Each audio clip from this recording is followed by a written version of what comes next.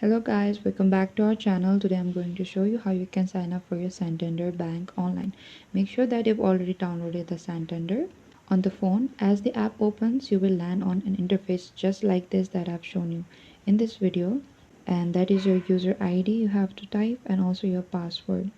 And if you are a first time user and are actually trying to enroll to the mobile banking service, tap on enroll, which is just right here. After you tap on the enroll now, what you have to do in order to get started is you'll have to set up your mobile and online banking account by choosing one of the following options and enter the required information. So you can tap on the account, or you can tap on debit or ATM or credit card number. After doing this, you can simply enter the details here, like the account number in the last four digits of your social security number, and then tap on continue. Similarly, you'll have to get through the three different steps, and after you've done through three different steps, what will happen is that you'll be able to sign up to Santander Bank's online banking account. So this is basically how you can sign up. It's a very simple process. If you fill the correct credentials, you'll be able to do this within a few minutes time, and I hope that this video has guided you through it. Thank you so much for watching this video. I hope this video was helpful,